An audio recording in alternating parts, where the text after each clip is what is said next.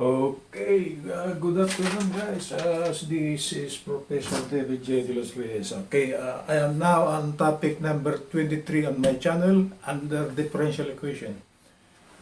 This is lesson DE23 on the topic differential equation under the subtopic solvable by using integrating factors. Okay, I will now give you second example on the solution by using integrating factors. Okay, let's proceed guys. The given differential equation is the quantity y e to the y minus x closed quantity dy plus 1 minus y times dx equal to 0. The problem is asking for the general solution. Okay, let's proceed. Solution. This is y e to the y minus x closed quantity dy equal to, transpose to the right, this should be negative open quantity 1 minus y times dx. Transposition. Okay. We try to make the right hand side a little bit more handsome. So we try to put the negative sign inside, so this should become the quantity y minus 1 times dx. Okay. So I write ahead the y, so it looks good. A minus 1 times minus y is y.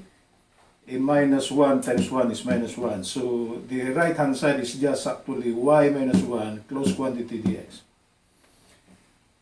By algebraic manipulation, we could rewrite the resulting equation as simply dx over dy equal to y e to the y minus x over y minus 1. You could verify if our resulting manipulation is correct. Because if you try to cross multiply this one, okay, the product of dy times the quantity y to the y minus x is actually this one. Right?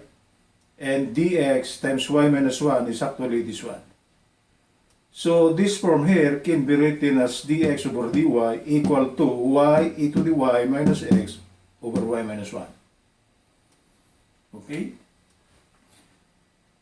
Simplifying further, this should be dx dy equal to, there are two numerators and we got a single denominator, so we could distribute the common denominator.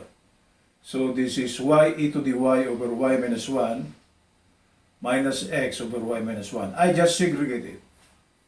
Okay? There is a reason behind why I segregate this one, because I want to transpose this one on the left. I am thinking of something of a solution, guys. So what will come out will be dx over dy. This negative, we place it on the left, this should become x over y minus 1 equal to, the right hand side is still this one. I didn't touch this one, okay?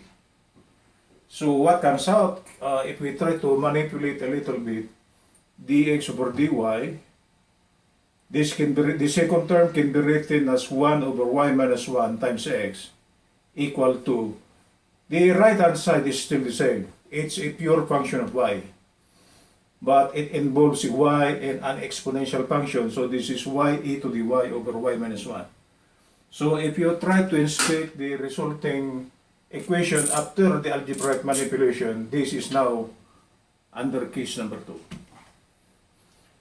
Case number 2, if I will try to rewrite, it is dx over dy plus r of y times x equal to s as a function of y. They look similar, right?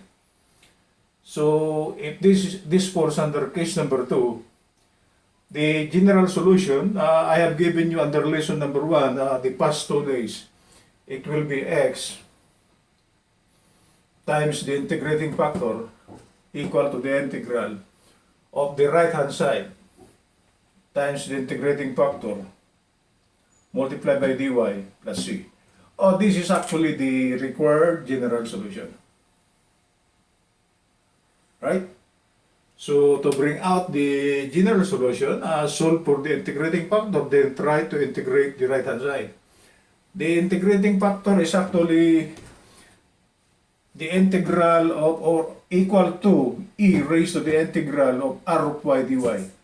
r of y is actually, r as a function of y is actually 1 over y minus 1. We are given this, it is this. That is after the algebraic manipulation, right? So what will come out will be e raised to the integral. We try to expand the exponent, it will be the integral of dy over y minus 1. Right? This is y. And it falls under the natural logarithm, right? It can be easily seen. So this is e raised to the integral of dy over y minus 1 is the natural logarithm of y minus 1. But this form here, if you are an engineer, actually this is read as antilog. Okay? The antilog of the natural logarithm of y minus 1 is just y minus 1. Okay? We are taking the antilog. And luckily, the base is e, and this is natural logarithm. So actually, we are taking the antilog. And what comes out for the integrating factor will be y minus 1. So we now know this one. Okay? Our only problem now is the integral of the right-hand side. So if we try to follow the general solution, it will be x times y minus 1 equal to the integral. S of y is actually y e to the y over y minus 1 times the integrating factor, the one we solve, times dy plus c. And luckily, this y minus 1 cancels. So the resulting simplification will be x times y minus 1 equal to the integral. What remains on the right hand side, it's a little bit not so complicated, but it still could be considered complicated because it becomes the integral of y e to the y dy. That's the resulting integral. So to integrate this one, bring out your knowledge of integral calculus. And I think this falls under the integral of b du. And it should be ub minus the integral of b du. Oh, no, no. udb. Sorry for this one. It should be the integral of udb. b du. This falls under the integral of integration by parts. So I will try to take the integral of this on the right hand side of the board, so I will not complicate the downward writing on the left, okay? So I will let the integral of y e to the y dy, and as I have said, this is actually the integral of udb, and it should be ub minus the integral of b du. By trial and error and by experience, the value of u is actually y. Du will be dy. So if u is y, what will remain for db will be e to the y dy. Therefore, b now, to solve for b, take the integral of both sides. The integral of the differential of b is just b. If this integral sign comes this differential sign, they will try to cancel out each other. So what comes out on the left will just be simply be equal to the integral of e to the y dy. And the integral of e to the y dy, guys, easy money. It is just simply e to the y.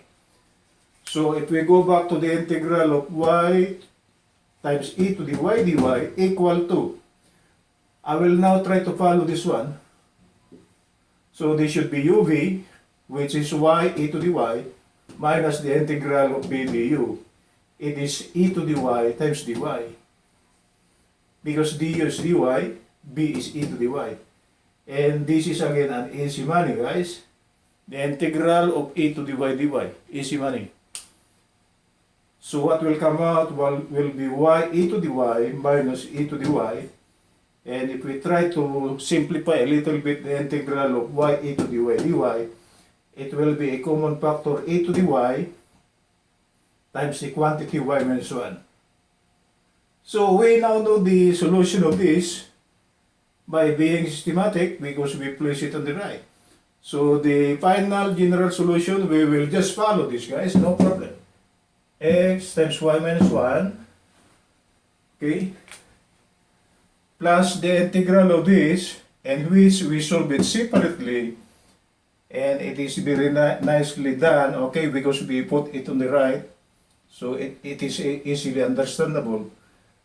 And it is actually e to the y times y minus 1 plus c. So this is actually our general solution. Okay, so the general solution of the given differential equation is actually x times y minus 1 equal to e to the y times the quantity y minus 1 plus c. That's it, guys. That is example number 2 for the solution of a differential equation solvable by using integrating factor. This is example number 2. Good afternoon, Los Angeles.